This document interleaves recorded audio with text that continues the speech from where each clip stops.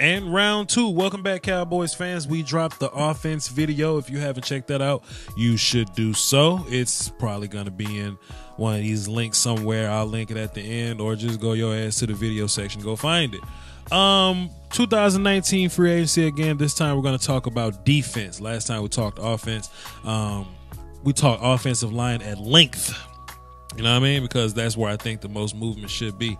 But we'll cross this road whenever we get there. See how we feel about defense. Let's jump right into it. The defensive line, right? I think Cowboys fans are being a bit ungrateful with our defensive line. You know, we played 18 games last year, and the defense was fantastic in 16 of them. You know, we only had bad games against the Colts and against the Rams. The rest of the year, we were good to go. I don't think we need to panic in reconstructing this entire D-line. You know, I think Randy's going to get better. He started off a bit slow, but we all anticipated that. If you listen to your Cowboys YouTubers, we would tell you that Randy Gregory would get out to a very slow start, but he'll pick it up towards the end once he gets his sea legs going. Well, Randy got to a point where he was averaging like a sack a game or something ridiculous like that. I expect him to only improve on that, staying clean, getting that full off season in, and boy, there's some excitement to be had about that. Antoine Woods, let's not push him off the bridge, man. He was a very sneaky, play for us, positive for us, right? You know, and in typical fan fashion, I get it. You want 22 Pro Bowlers on your team, 22 on offense, 22 on defense. Everybody's not going to be, right? I think Antoine Woods is a fine player to where he's not a Pro Bowler, but he does his damn job. And in our defense, Papa Rod Marinelli wants him to get upfield and cause destruction so our linebackers can run free. And he did a great job of that 16 of 18 games. Now, where would I fix it? I would work on some depth there. When he would come off the field, Karan Reed would go in, and we had some other guys that were injured. So Brian Price and, Dayton Jones, guys like that. So do we have to address, depth? Absolutely, 10,000%. Also, David Irvin is gone, so we'll need a little more rotation at 3 tech. Tyron Crawford is here. Tyron's a utility player. He can also play defensive end. We know that. Tank is a free agent this year, but I believe he's going to get his money. Back on the whole 3 tech thing, Malik Collins played damn well too. So let's not just push him off the bridge as well. He was very dominant in plenty of these games. So I just don't want to get ungrateful with the guys that we have. I have no problem with us adding players, right? I'm not trying to push guys off the bridge or spend, super equity to go get a guy that'll just take the place of guys that, that can't play. We're not going to spend use a high pick on a wide receiver to replace Michael Gallup. I don't think we should, use a high pick to replace any of these guys. Let's use a high pick where we need it. Making sure our offensive line is straight. Safety help. Y'all want help at safety? Yeah, I'm fine with that. I'm with that plan. But as far as D-line help, right? If it doesn't get to the draft, free agency, I've been hearing people talk about Gerald McCoy. Voch, am I necessarily trying to pay Gerald McCoy? It depends. And the Cowboys aren't above giving money to an interior defensive lineman. Cedric Thornton got some bread a little bit ago. Tyron Crawford still has his money. So I think it's a possibility. It depends, though. Like, if Gerald McCoy gets signed to one of these other teams off his name and he ends up getting $12 million a year, maybe 10 or 11, I don't think the Cowboys are going to be a part of that game. But if the majority of the league considers Gerald McCoy an old guy, right, and he somehow falls into that next Monday and his price tag goes down to about 5 a year, 6 a year, then, maybe we can have that conversation for a year. Cedric Thornton came in for like 4 years, $16 million. I think that's pretty good to go. $4 million contract. But if Gerald McCoy ain't gonna take that kind of money, then I ain't necessarily trying to have Gerald McCoy on my team.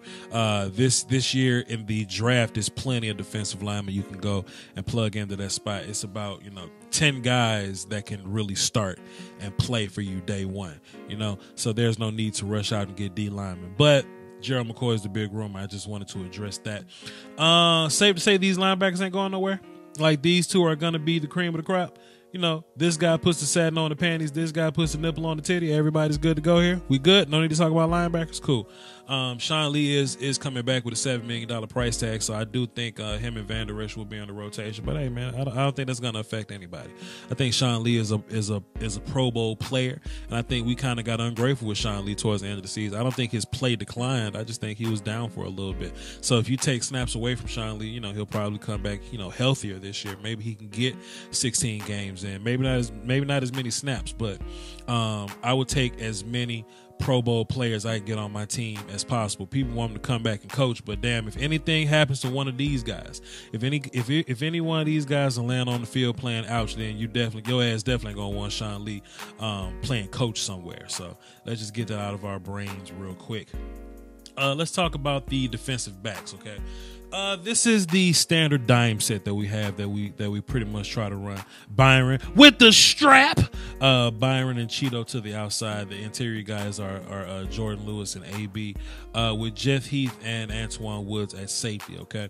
Good thing about our safeties and typically how we play them is both guys can play either safety, right? So Jeff could either be free or strong. Xavier Woods can either be free or strong. I think Byron and Cheeto are going to maintain outside guy position. But it's going to be interesting about the whole J. Lou Anthony Brown thing, right? If for any reason Anthony Brown doesn't end up on this team, whether it be this year or next year, I think Jordan Lewis would be absolutely a guy that we could just keep around, man. A lot of people want to trade Jordan Lewis because hey, let's go trade Jordan and Taco for a second round pick to see what we can get. No, man, because when it was time, to play the Saints and they had one extra offensive player than we had defensive player, Alvin Kamara. What we're gonna do now? Cool. Third downs, go out there, play that little nickel set, put Jordan Lewis in one of those linebackers, let him chase Alvin Kamara all over the place. I love the notion. I love the thought behind it of having a player like Jordan Lewis that can just step up at any time. Just like I said earlier, if any of these players go out, Jordan Lewis, he's a better outside guy than he is nickel guy anyway. So let's not try to push any of these guys off a bridge. I think we're straight at corner. If Cowboys fans want to move anybody, it's these up top. It's these two guys up top. A lot of people are talking about drafting a guy, whether it be Nazir Adderley or a guy like Taylor Rapp, that's Foots' guy. Deontay Thompson from Alabama. It's directions we can go. But if we draft a free, then X can play strong. If we draft strong, then X can play free. You see what I mean? So I think our safeties, both of them, have a little bit of, depth there. And, even if you draft somebody to take Jeff Heath's spot, I don't necessarily think that you should push Jeff Heath off the bridge. He can still give you valuable rotation minutes. He can still, if anything happens to this player that we have starting now, I think Jeff Heath can come in and still keep this defense elite.